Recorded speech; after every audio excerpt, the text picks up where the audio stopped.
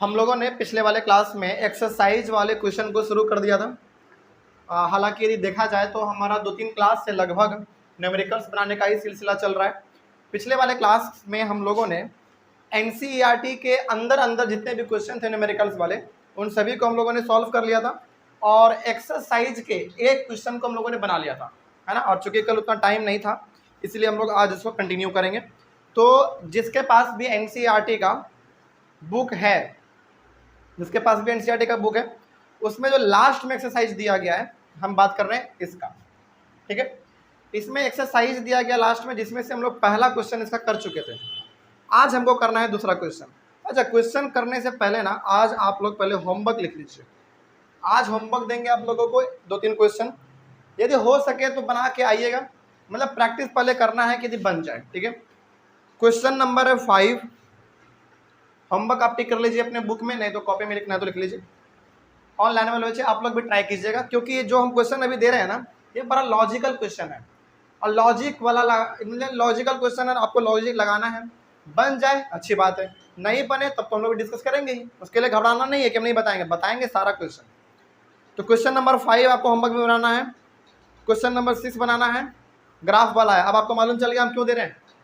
हाँ, इसलिए दे रहे हैं क्योंकि थोड़ा सा इसमें ग्राफ वाला काम है, लॉजिक लगाना है, तो आपको कोशिश करना है कि ये बन जाए। नहीं बनेगा तब तो हम लोग यहाँ पे डिस्कस करेंगे। क्वेश्चन नंबर 5, 6 और एक और ग्राफ वाला है क्वेश्चन नंबर 8। ये 3 क्वेश्चन में से 2 क्वेश्चन आपका ग्राफ वाला है ना। ग्राफ को देखकर उसके सवालों के जवाब को देना है, तो यदि हो सके तो बहुत अच्छी बात है, नहीं तो फिर हम लोग यहाँ पे डिस्कस करेंगे। लेकिन कोशिश कीजिएगा जरूर, ठीक है। हम जानबूझ के क्वेश्चन दे रहे हैं क्योंकि ये बड़ा लॉजिकल क्वेश्चन है, बाकी जो है वो हम लोग आज डिस्कस कर लेते हैं। चलो देखते हैं क्वेश्चन नंबर 2। क्वेश्चन नंबर 2 आप सभी के पास बुक है, बस हम एक बार डिक्टेट कर देते हैं। क्या देखिए, Joseph jogs from one and A to the other and B of a straight 300 meter road in 2 minutes 30 seconds. अच्छा, आपके बुक में कितना है? 2 मिनट्स 30 सेकेंड और 2 minute 30 seconds. And then turns around and jogs 100 meter back to point C in another 1 minute. Full stop. What are Joseph's average speeds and velocities in jogging? A number में इसमें 2 question है। A number में है from A to B and B number में है from A to C। तो question आपके पास है बुक में, इसको खोले रखिएगा। चलिए अब पहले हम लोग इस क्वेश्चन को समझते हैं ध्यान से, आखिर इसमें कहा क्या गया है। इसमें कहा गया है कि एक लड़का है जोसेफ, उसका नाम क्या है? जोसेफ। जोसेफ जो है ना, मान लीजिए कि सुबह वो मॉर्निंग वॉक पे निकलता है, जॉगिंग करता है, वो दौड़ता है। एक सड़क है, बिल्कुल स्ट्रेट सड़क है, ए बी। उस सड़क का नाम क्या है? A B. चलो इसको ना थोड़ा सा हम लोग डायग्राम के थ्रू बनाएंगे तो आप ज़्यादा समझ पाएंगे। यहाँ पे हम लोग आज सॉल्व करने जा रहे हैं अपना सॉल्यूशन नंबर 2 एक्सरसाइज का। फर्स्ट कर चुके थे हम लोग, ठीक है। देखिए ध्यान से, यहाँ पे एक सड़क है, स्ट्रेट रोड है बिल्कुल। मान लीजिए कि ये हमारा बिल्कुल सड़क है और सड़क का ये वाला पॉइंट हमारा ए है और ये वाला पॉइंट हमारा बी है, और यहाँ पे जोसेफ है, यानी कि वो लड़का जिसका बात हो रहा है, ठीक है। वो इस सड़क पे क्या करेगा? चलेगा। देखिए तो इसमें कहा गया है ना कि जोसेफ जो है ना, क्वेश्चन आप लगातार पढ़िएगा। Joseph jogs from one end A to another and B of a straight 300 meter road in 2 minutes 30 second. यानी कि ये जो सड़क हमारे पास है ए बी, इसका टोटल डिस्टेंस कितना है? 300 मीटर है। तो जोसेफ जब हमारा ए से शुरू करता है चलना, बी पर वो जाता है, इसका मतलब कि वो डिस्टेंस ट्रेवल करता है 300 मीटर। इसको डिस्टेंस 300 ट्रेवल करने में कितना लगता है? 2 मिनट 30 सेकेंड। 2 मिनट का मतलब हो गया 120 सेकेंड, और 30 सेकेंड पहले से दिया हुआ है, यानी कि 150 सेकेंड। तो यहाँ पे हमारा हो गया 150 सेकेंड। क्यों हमने मिनट को सेकेंड में कन्वर्ट किया? क्योंकि उसका एसआई यूनिट बहुत जरूरी है। आगे बढ़ते हैं। तो यहाँ से तो हमको यही समझ में आ रहा है कि ये जोसेफ यहाँ से यहाँ जाता है तो टोटल डिस्टेंस ट्रेवल कर लेता है 300 मीटर, और जाने में उसको पूरा का पूरा जो है ना 150 सेकेंड लगता है। बस अभी तक फिलहाल इतना रोके रहिए, आगे बढ़िए। उसके बाद कहा गया है and then turns around and jogs 100 meter back at point point C in another 1 minute. अब जोसेफ जो है ना ए से बी गया और बी से वो बैक आता है, लेकिन आता है मात्र 100 मीटर ही, यानी कि यहां से यहां तक का कितना हो गया, 100 मीटर हो गया। यहां से यहां पहली बार जोसेफ गया और पीछे की ओर मुड़ता है मात्र 100 मीटर। मान लीजिए यदि पूरा 300 है तो इतना मान लीजिए 100 मीटर, ठीक है। और जब वो बैक आता है तो उसको लगता है 1 मिनट, इट मीन्स 60 सेकेंड। क्या कोई दिक्कत इसमें? चलिए आगे बढ़ते हैं फिर। अब आगे सवाल में क्या कहा गया देखिए, what are Joseph average speeds and velocities. अच्छा यहाँ पे ना बच्चों को कंफ्यूजन होता है कि सर इसमें कहा गया है एवरेज स्पीड निकालने के लिए और वेलोसिटी निकालने के लिए। नहीं, एवरेज स्पीड और एवरेज वेलोसिटी कहा गया। आप स्टेटमेंट को लगातार एक बार में पढ़ेंगे ना तो आपको लगेगा ना कि एवरेज स्पीड और वेलोसिटी पूछ रहा है। नहीं, असल में ये एवरेज स्पीड और एवरेज वेलोसिटी पूछ रहा है, ठीक है। तो यहाँ पे हमको जोसेफ का जो है ना एवरेज स्पीड और एवरेज वेलोसिटी दोनों निकालना है। और यहाँ पे हमको दो केस है, ए में है फ्रॉम ए टू बी और बी में है फ्रॉम ए टू सी। इसका मतलब यहाँ पे हमारे पास पहली बार में ए टू बी, यही है ना, हाँ A to B, from A to B कर लीजिए। हम लोग इसके पहले वाले सवाल को सॉल्व करेंगे, फ्रॉम ए टू बी, यानी कि हमको क्या करना है ना, ए से लेकर बी तक का एवरेज स्पीड के साथ साथ एवरेज वेलोसिटी भी निकालना है, ठीक है। ये पहला वाला हमारा क्वेश्चन है। चलिए इसको सॉल्व किया जाए। सॉल्व करने से पहले थोड़ा सा आप, अच्छा ये पॉइंट हमारा कौन सा कहलाएगा, ये सी पॉइंट कहलाएगा, ठीक है। चलिए आगे बढ़ते हैं फिर। यदि हम लोग बात करें सबसे पहले एवरेज स्पीड का, तो एवरेज स्पीड का फॉर्मूला होता है total distance travelled by total time taken, यही होता है हमारा। चलिए तो यहाँ पे हम लोग लिख लेंगे अब average speed equals to total distance by total time, direct लिख दो, उतना लिखने की जरूरत नहीं है। टोटल आप यहाँ पे हालांकि वो भी लिख सकते हैं टोटल डिस्टेंस ट्रेवल्ड या फिर टोटल टाइम टेकन, चलो पूरा ही लिख लो, कोई दिक्कत नहीं है। टोटल डिस्टेंस ट्रेवल्ड, ओके, ये हमारा फॉर्मूला हो गया। अब इसी फॉर्मूला पे आपको वैल्यू पुट करना है। देखिए एवरेज स्पीड में हमारा टोटल डिस्टेंस होता है, तो पहले बार में ए से बी जब वो जोसेफ गया तो टोटल डिस्टेंस कितना ट्रेवल किया, 300 डिवाइडेड बाय टाइम कितना लगा उसको, 150 सेकेंड। आगे बढ़िए, इसको आप सॉल्व करेंगे तो कितना आएगा, 2 मीटर पर सेकेंड, यानी कि 2 मीटर पर सेकेंड इसका एवरेज स्पीड निकल गया। चलिए अब इसी में हमको एवरेज वेलोसिटी भी निकालना है। अब निकालिए इसका एवरेज वेलोसिटी।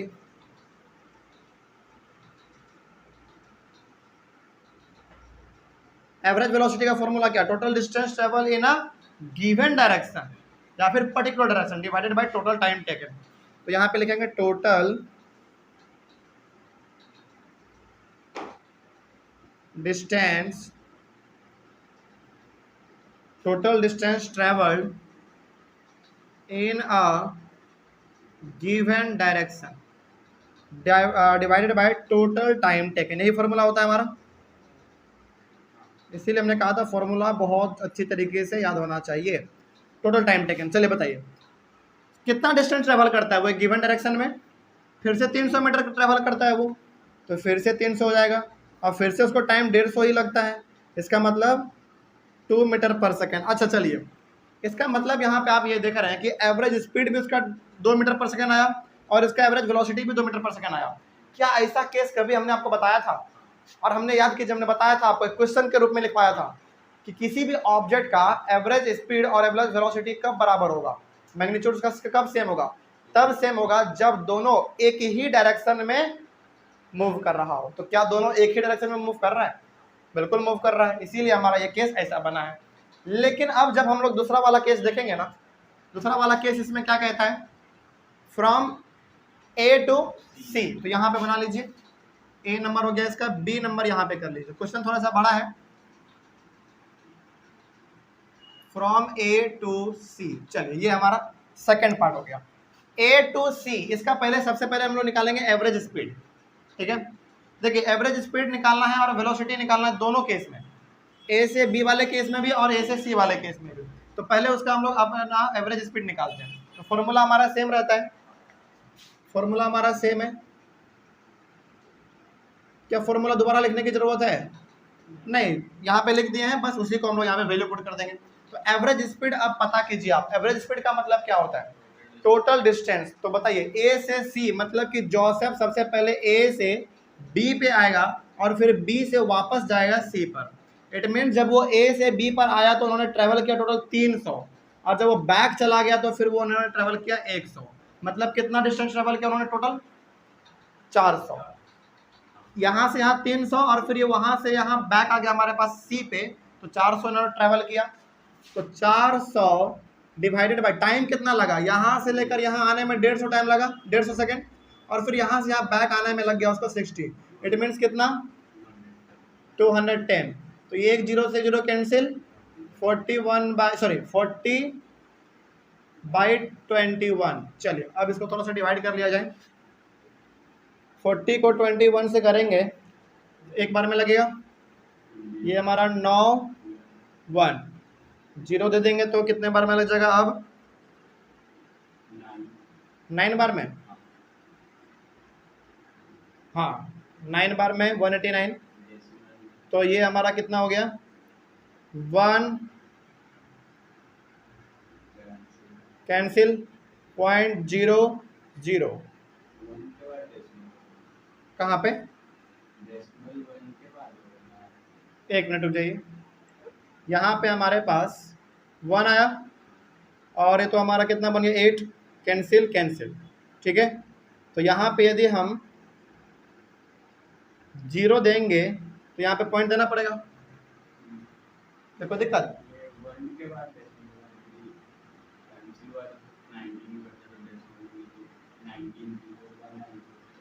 अच्छा ये वाला बात, ओहो अच्छा एक बार में आया था कितना? 21। एक मिनट थोड़ा सा मिस्टेक हो गया। तो 21 बार में ये हमारा कितना हो गया? ये हमारा हो गया 9 और ये 1। हाँ अब सही है। तो यहाँ पे अब देंगे 0, सही है। अब कितने बार में? 9 बार में। अच्छा वही हम नहीं समझ पा रहे थे। अब कितना हो जाएगा 9 बार में? तो नक्का का एक बार 9 नक्का 9 9 18। अब सही है। 10 में 9 गया 1, ये तो कट गया। इसके बाद फिर आप यहाँ पे 0 दे सकते हैं, फिर आप 0 दे सकते हैं, तो यहाँ पे एक और 0 हो जाएगा हमारा। कितने बार में? अब 4 बार में 84। तो ये हमारा हो गया 6 1 कैंसिल, यानी कि ये थोड़ा सा ना और आगे बढ़ता चला जाएगा। इसका मतलब सिंपली आप इसका अप्रॉक्स कितना लिख सकते हैं? 1.90 मीटर पर सेकेंड लिख दीजिए, बात खत्म, इतना काफ़ी है। 1.90 मीटर पर सेकेंड लिख दीजिए, उतना काफ़ी है। हालांकि और आगे बढ़ेगा लेकिन इतना ठीक है। चलिए आगे बढ़ते हैं। तो ये हमारा क्या हो गया? एवरेज स्पीड हो गया। अब इसका निकाला जाए एवरेज वेलोसिटी। एवरेज वेलोसिटी, चलिए एवरेज वेलोसिटी अब आपको समझना पड़ेगा, देखिएगा ध्यान से। इसमें क्या कहा गया है? इसमें हमको एवरेज वेलोसिटी निकालना है ए से लेकर सी तक का। इट मीन्स जोसेफ पहली बार ए से बी जाएगा, फिर बी से सी जाएगा। तो अब हमको बताइए पहले, क्या वेलोसिटी में होता है हमारा एक पर्टिकुलर डायरेक्शन, लेकिन ये तो डायरेक्शन हमारा मोड़ ले रहा है।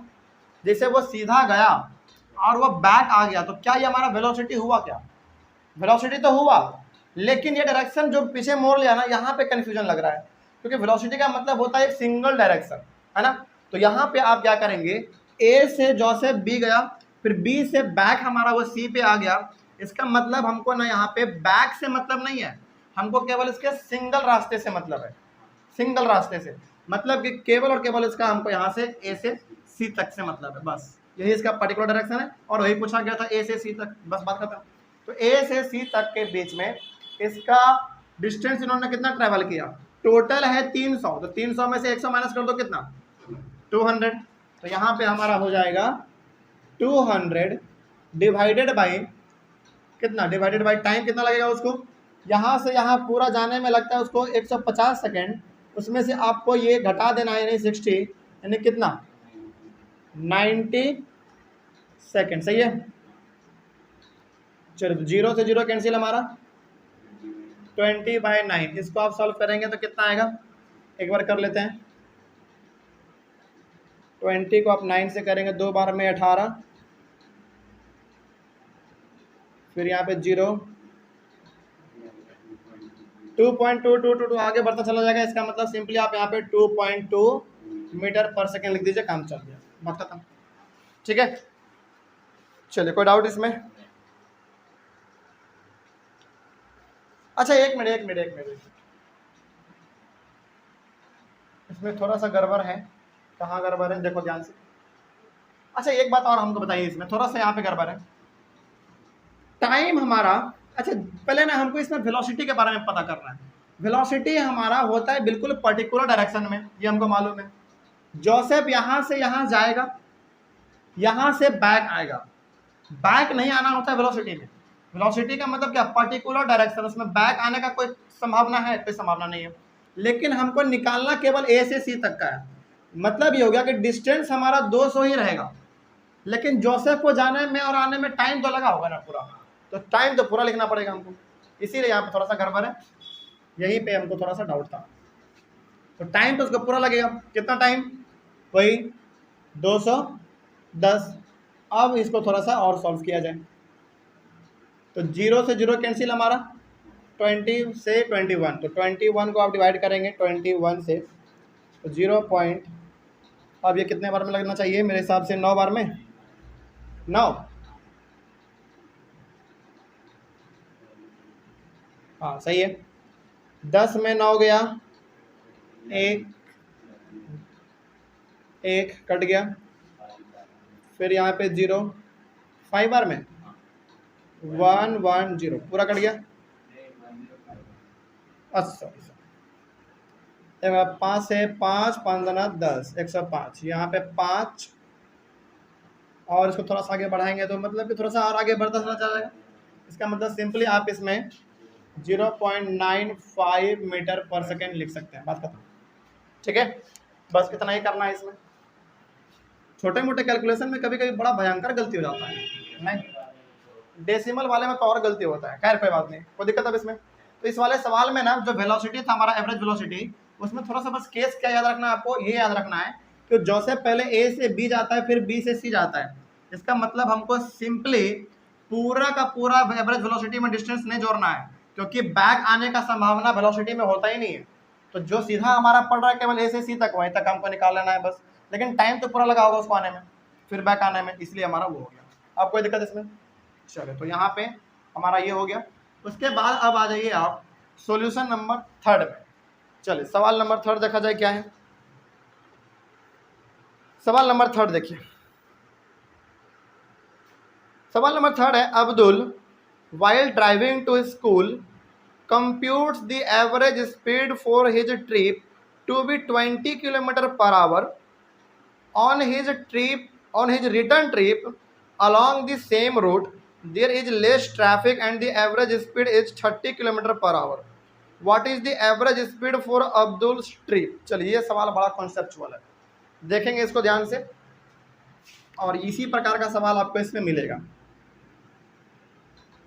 हालांकि सवाल तो हर एक प्रकार का है, लेकिन ये थोड़ा सा मजेदार सवाल है, बनाया जाए। देखिए सबसे पहले आप इसको समझिए ध्यान से। Abdul while driving to school, मान लीजिए कि अब्दुल जो है ना अपने घर से स्कूल जा रहा है। ठीक है, आप सपोज कीजिए कि अब्दुल जो है वो अपने घर से स्कूल जा रहा है, मान लीजिए, सपोज कर लीजिए। चलो मान लो कि ये है अब्दुल का होम और ये है अब्दुल का स्कूल, ये सीधा रास्ता है मान लीजिए। यानी कि अब्दुल जो है ना अभी फिलहाल अपने घर से स्कूल की ओर जा रहा है। ठीक है, आगे बढ़ते हैं। फिर और सवाल में क्या कहा गया देखो,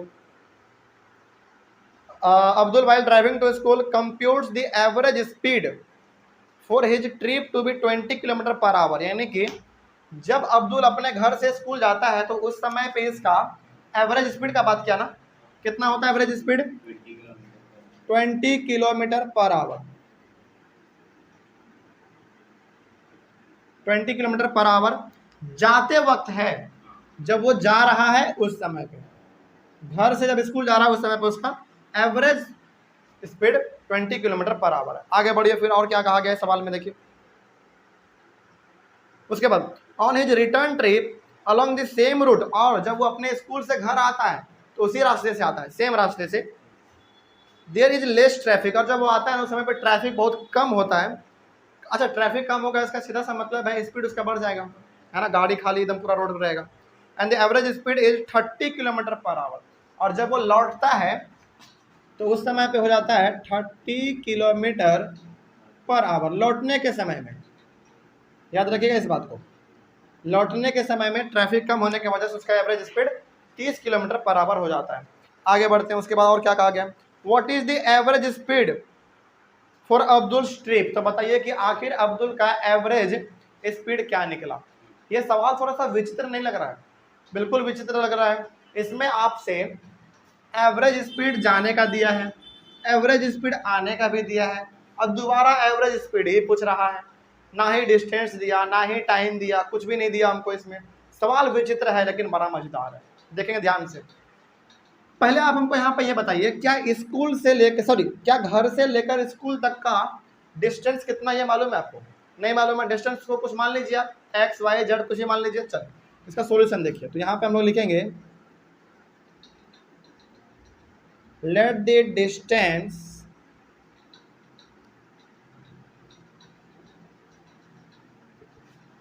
distance between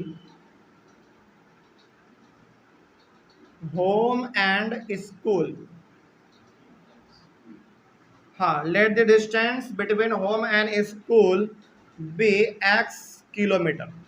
x किलोमीटर मान लिए, यानी कि यहाँ से लेकर यहाँ तक का दूरी हमने क्या मान लिया, x किलोमीटर मान लिया। ठीक है, अब जरा थोड़ा सा और आगे बढ़ा जाए।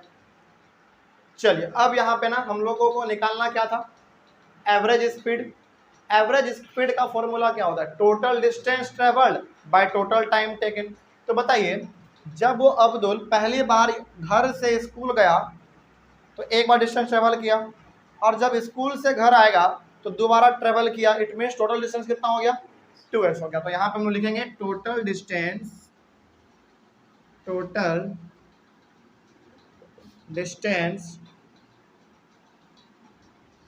Travelled by Abdul, total distance travelled by Abdul is 2x kilometre.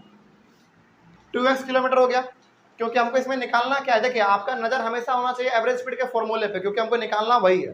ठीक है, तो total distance travel by Abdul is 2x kilometre. ठीक है, अच्छा अब दोबारा याद कीजिए अपना एवरेज स्पीड का formula, total distance by total time होता है। तो टाइम का तो जिक्र ही कहीं पे नहीं किया, लेकिन यहाँ पे हिंट हमको दे दिया गया है एवरेज स्पीड के रूप में। ठीक है, क्या दिया गया जरा देखो ध्यान से। अच्छा, सबसे पहले आप हमको यहाँ पे बताइए कि स्पीड का फॉर्मूला क्या होता है।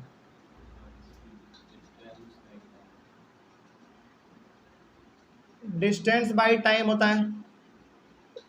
ठीक है, ठीक है, चलो तो सबसे पहले हम लोग करते हैं होम टू स्कूल। हाँ, होम टू स्कूल। सबसे पहले देखिए, हम लोग यहाँ पे निकालने जा रहे हैं घर से जब वो स्कूल जा रहा था उस समय पे उसका स्पीड का फॉर्मूला हम लोग यहाँ पे बिठाने वाले हैं। तो अब जरा थोड़ा सा आप ध्यान से आप देखेंगे ना, तो आपको पता चलेगा कि स्पीड हमको तो दिया हुआ है पहले से 20 किलोमीटर पर आवर, यानी कि इसके जगह पर हम 20 केवल लिख सकते हैं स्पीड के जगह पर। उसके बाद होता है डिस्टेंस, और डिस्टेंस हमारा जाते वक्त कितना है, x है, x बाई टाइम तो नहीं दिया हुआ है, तो आप इसको मान लो t1। क्या मान लो आप इसको, t1। अब इसको थोड़ा सा आप सॉल्व करेंगे तो ये हमारा हो जाएगा, टाइम निकालना है तो t1 is equal to x/20 होगा। कोई दिक्कत नहीं है इसमें। चलिए, ये हमारा पहला आ गया। कब का ये टाइम आया, जब वो घर से स्कूल जा रहा था। अब इसका निकालेंगे जब स्कूल से घर आ रहा था। हमारा मकसद यहाँ पे केवल और केवल ये है कि टोटल डिस्टेंस निकाला जाए, जो कि हम निकाल चुके 2x, और टोटल टाइम निकाला जाए, जो कि हमारा पहला तो टाइम निकल गया जाने का, और आने का भी मालूम चल जाएगा। दोनों को जोड़ देंगे तो हमको टोटल टाइम मिल जाएगा। चलिए, अब थोड़ा सा और आगे बढ़ाया जाए कहानी को, इधर का मिटा दें।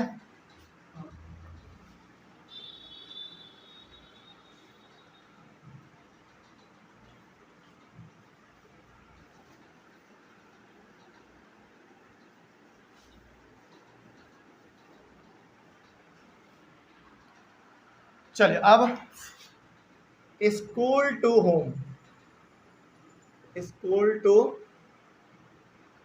होम, फिर से सेम फॉर्मूला लगाएंगे।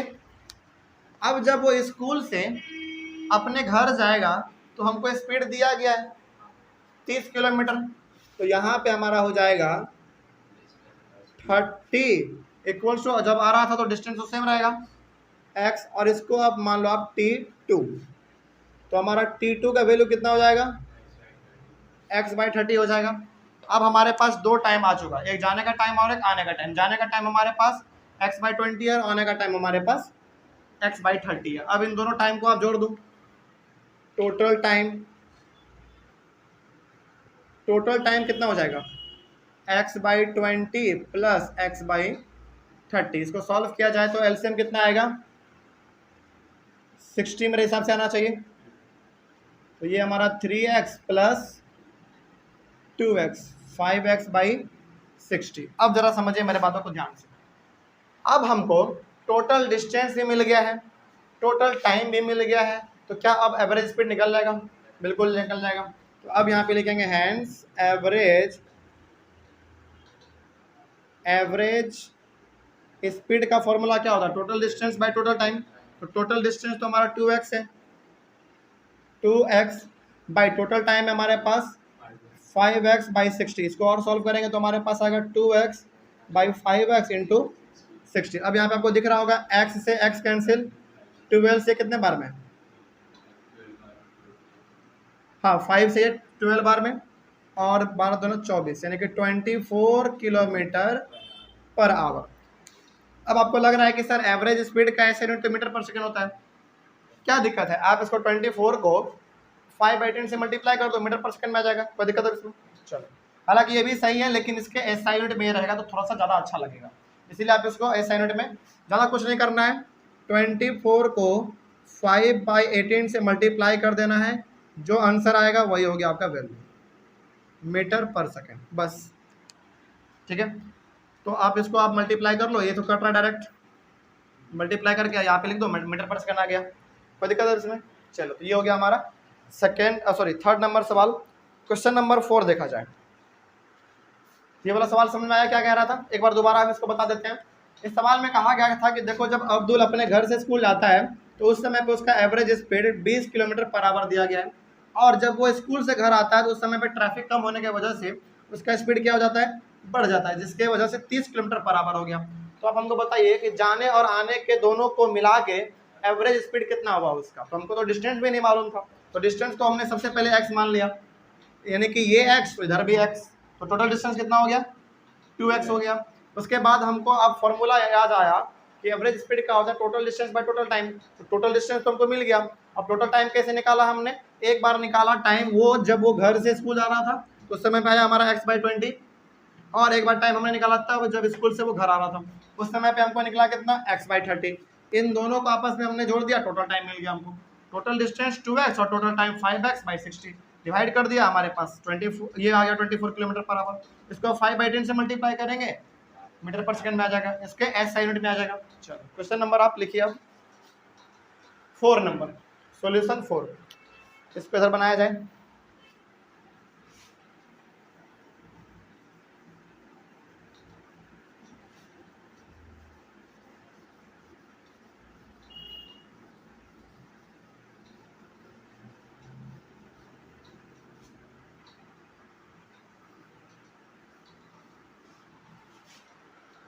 सॉल्यूशन 4। सॉल्यूशन 4 को बनाने से पहले सबसे पहले आप सवाल को समझिए। सवाल में कहा क्या गया है, देखिए सवाल में कहा गया है a motor boat starting from rest. अच्छा, यहीं से हमको मालूम चल गया कि वो मोटर बोट ना रेस्ट से स्टार्ट हो रहा है, इट मींस उसका इनिशियल वेलोसिटी कितना, 0। तो सबसे पहले तो हमको यहीं पे मालूम चल गया u बराबर 0। आगे बढ़ते हैं, उसके बाद फिर देखते हैं क्या है। उसके बाद ऑन अ लेक, यानी कि लेक झरना होता है ना, उसके मतलब झरने के साथ साथ वो मोटर बोट भी चल रहा है, और उस समय पे उसका accelerates in a straight line at a constant rate of 3.0 meter per second square, यानी कि इसमें इसका एक्सेलरेशन भी दिया गया है। 3.0 इसका मतलब 3 है, 3 मीटर पर सेकेंड स्क्वायर। उसके बाद फिर टाइम कितना दिया गया है, टाइम इसमें दिया गया है 8.0 यानी कि 8 सेकेंड, केवल 8 सेकेंड टाइम भी दिया गया है। आगे देखते हैं क्या पूछा गया है, how far does the boat travel during this time. तो बताइए, देखो ध्यान से, वो बोट झरने पे है, यानी कि पानी के ऊपर है, मान लीजिए सिंपल सा पानी के ऊपर है, उसका acceleration 3 metre per second square है और टाइम उसके पास 8 सेकेंड। तो बताइए इस 8 सेकेंड में वो मोटर बोट कितना दूर जाएगा। इसका मतलब सिंपली हमसे ये स्मॉल एस का वैल्यू पूछ रहा है, डिस्टेंस पूछ रहा है ना। तो अब जरा बताइए, आपके पास 3 इक्वेशन ऑफ मोशन है, तो हमको निकालना है ये, तो इसमें निकालने के लिए हमारे पास कौन सा इक्वेशन लगाना चाहिए, लास्ट वाला निकालना चाहिए। हाँ, क्योंकि उसमें टाइम नहीं, सॉरी उसमें तो नहीं, एक मिनट, इसमें सेकंड वाला लगाना चाहिए।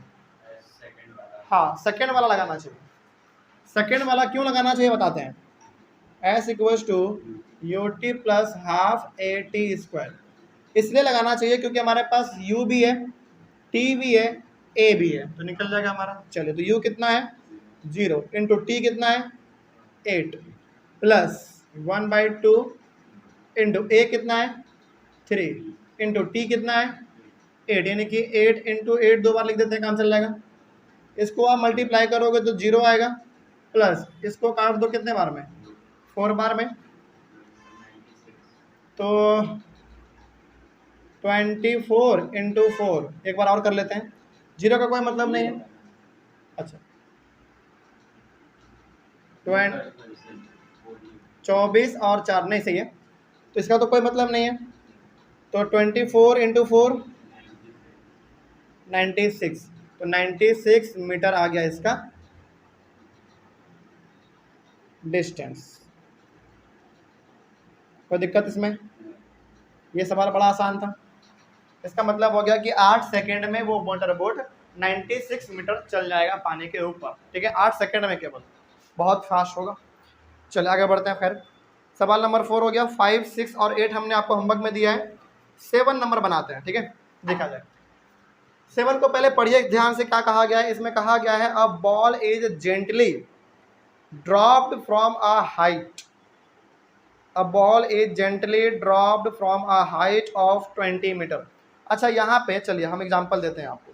मान लीजिए कि हमारा ये बॉल है, ये बॉल है, इस बॉल को हम यहाँ से छोड़ रहे हैं मेरे हाथ से, और इस बॉल का हाइट आप मान लो कितना है 20 मीटर है, मान लीजिए हाइट है, इसका मतलब डिस्टेंस दिया गया है 20 मीटर, बस बात खत्म। तो इसके लिए हम लोग यहाँ पे 7 नंबर का बना लेते हैं।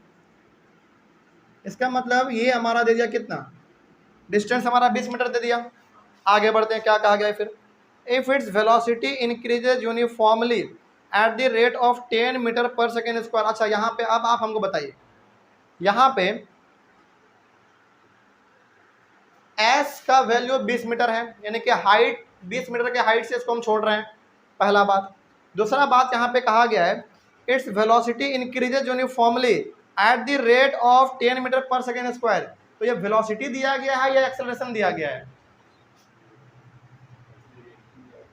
देखो यहाँ पे कहा गया वेलोसिटी इंक्रीजेज, मतलब वेलोसिटी चेंज हो रहा है, और चेंज इन वेलोसिटी क्या कहलाता है, एक्सेलरेशन। यहाँ पे साफ नहीं लिखा कि एक्सेलरेशन दिया गया है, लेकिन एक्सेलरेशन का यूनिट लिख दिया है मीटर पर सेकेंड स्क्वायर।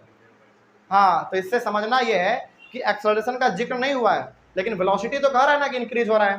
तो पहला तो हमको हिंट इसमें मिल गया कि वेलोसिटी इंक्रीज हो रहा है, इसका मतलब एक्सेलरेशन दिया गया है। और दूसरा हिंट हमको दिख गया कि उसका एस यूनिट दिया गया है, इसका मतलब इसमें हमको ए का वैल्यू कितना है 10 मीटर पर सेकेंड स्क्वायर, ठीक है, सॉरी एक्सेलरेशन भी हमको मिल गया। आगे बढ़ते हैं फिर, with what velocity will it strike the ground. तो बताइए किस वेलोसिटी के साथ वो ग्राउंड में जाके टकराएगा। मतलब मान लीजिए कि यदि ये हमारा हाइट है और ये हमारा ग्राउंड है, मान लीजिए ग्राउंड है और ये हमारा 20 मीटर की हाइट पे ये रखा हुआ है, इसको हम यदि छोड़ेंगे नीचे, जब छोड़े नीचे आएगा तो किस वेलोसिटी के साथ जाके ये ग्राउंड से टकराएगा।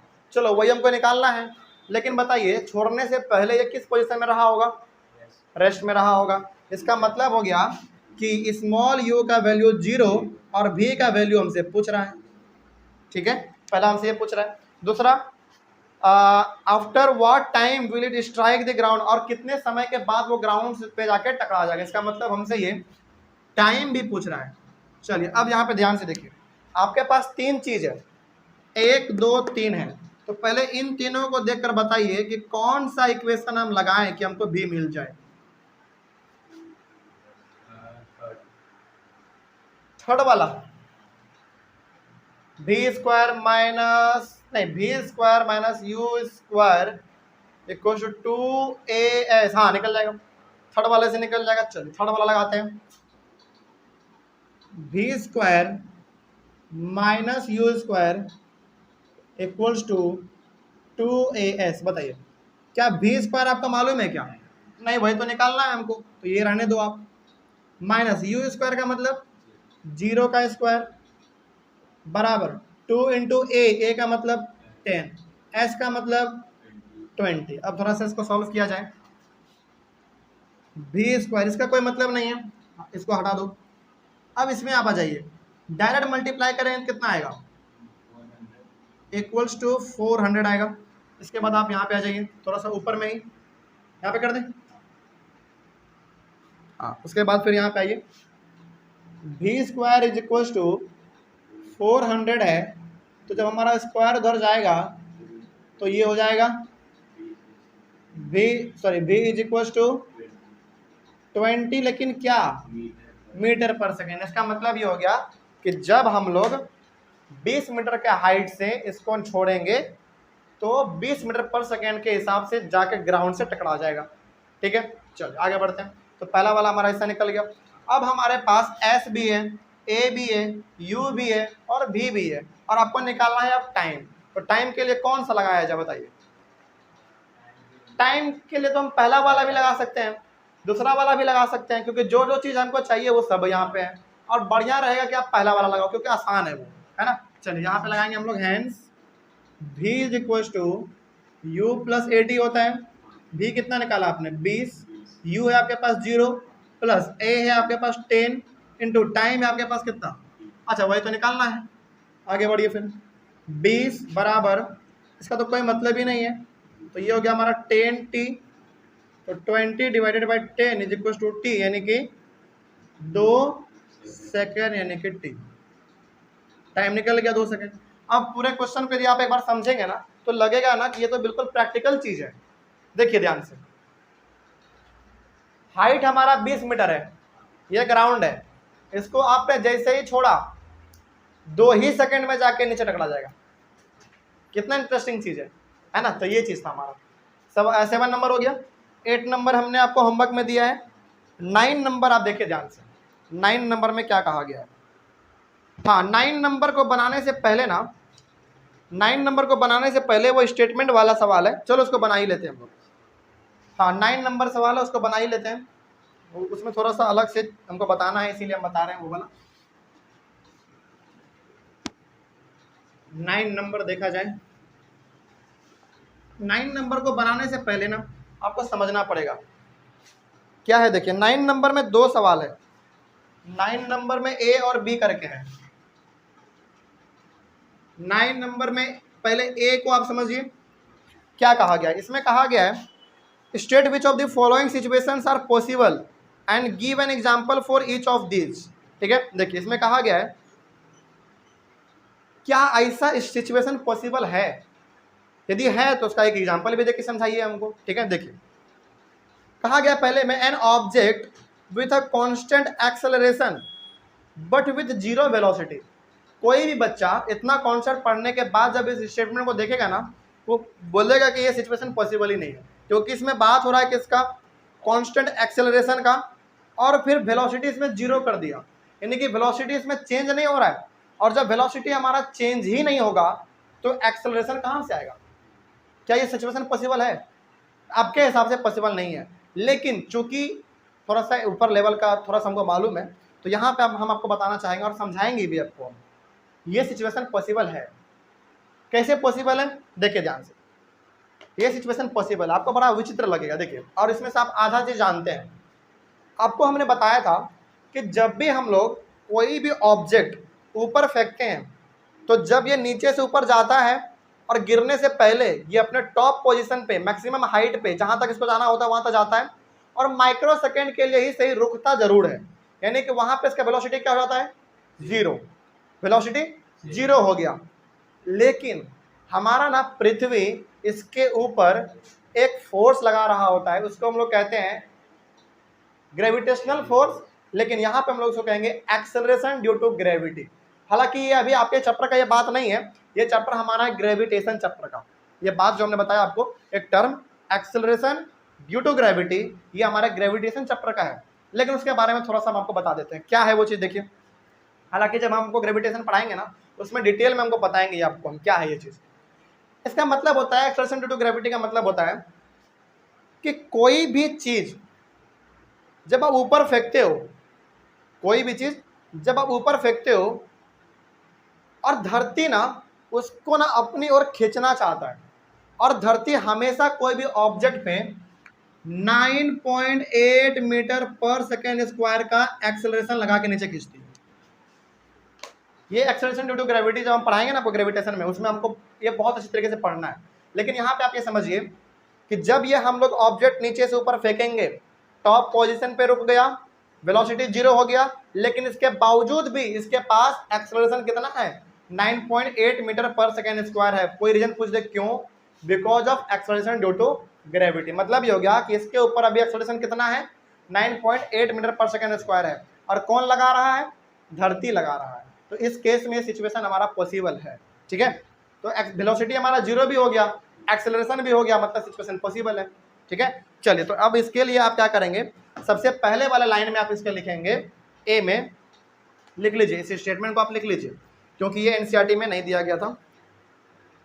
सबसे पहला आप इसमें लिखेंगे लाइन में, given situation can be possible.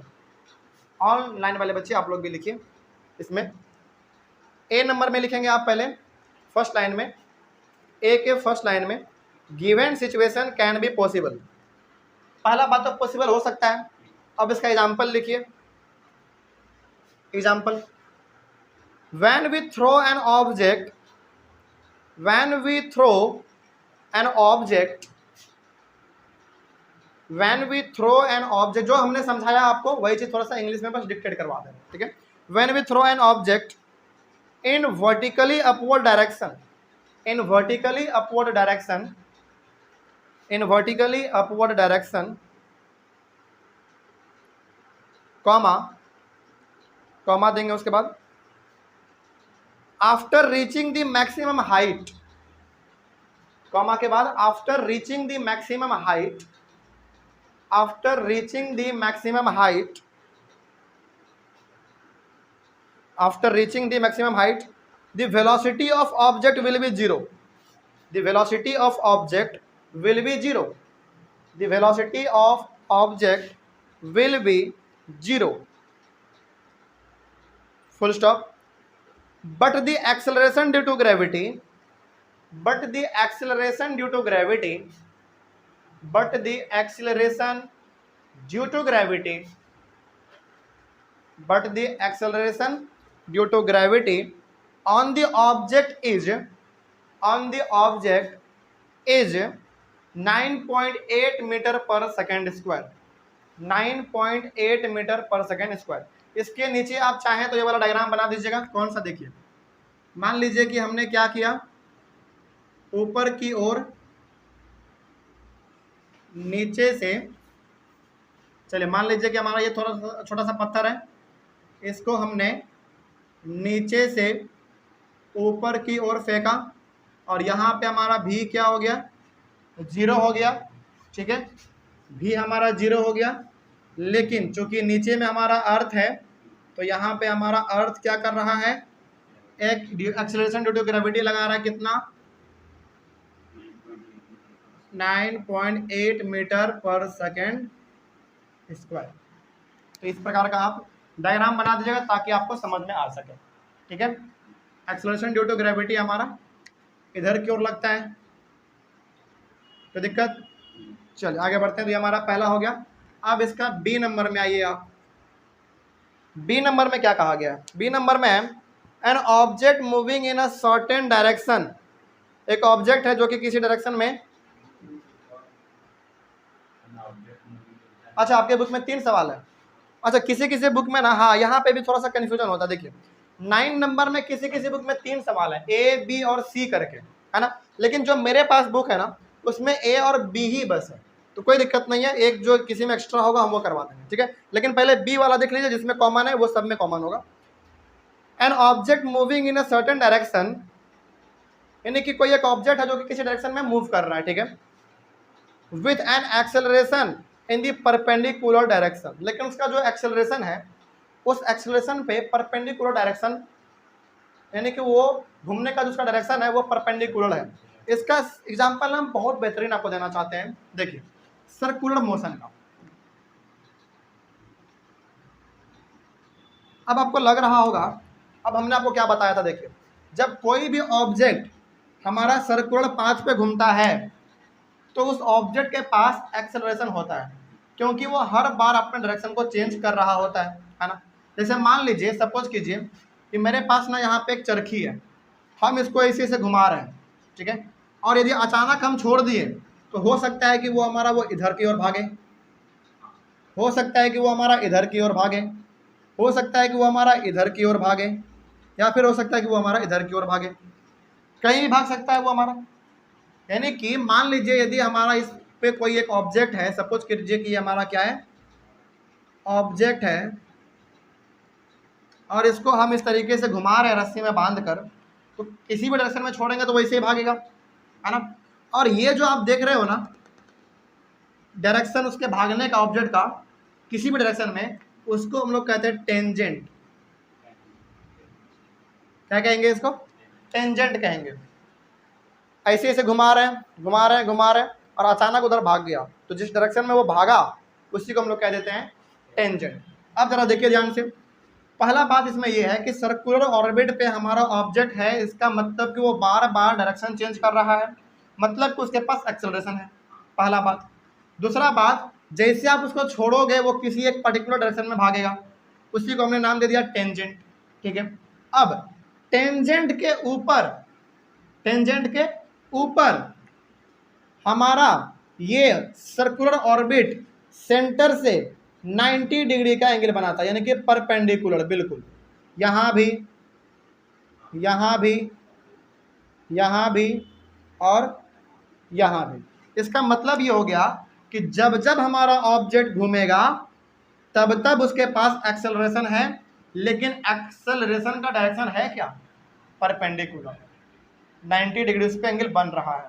जैसे मान लीजिए यदि ये हमारा एक सर्कुलर ऑर्बिट है और इसी पे हम घूम रहे हैं, तो मेरे बॉडी पे सेंटर से 90 डिग्री का एंगल हर बार बन रहा है, हर पोजीशन पे, यहाँ यहाँ यहाँ यहाँ हर पोजीशन पे, तो ये भी पॉसिबल हमारा है, कोई दिक्कत नहीं। तो इसी में कहा गया था कि कोई ऑब्जेक्ट है किसी डायरेक्शन में घूम रहा है, तो सर्कुलर पे घूम रहा है मान लीजिए एग्जाम्पल के तौर पर, और उसका जो एक्सेलरेशन है उस पर वो 90 डिग्री का एंगल बना रहा है, तो बिल्कुल हो गया हमारा। तो इसको आप एक बार दोबारा समझ लीजिए क्या है, यहाँ पे हमारा एक ऑब्जेक्ट है जो कि इस तरीके से घूम रहा है, उसको हम जैसे चलाते चलाते कोई छोड़ देंगे किसी एक डायरेक्शन में भागेगा, और डायरेक्शन में भाग रहा है, इसका मतलब है कि उसके पास एक्सेलरेशन तो पहले से था, और जो भाग गया जिस डायरेक्शन से उसी डायरेक्शन को हमने कह दिया टेंजेंट, ठीक है। और ऑब्जेक्ट के पास एक्सेलरेशन तो पहले से है, और 90 डिग्री हमारा यहाँ पे बनता है टेंजेंट पे, कहाँ से? सर्किल के सेंटर से।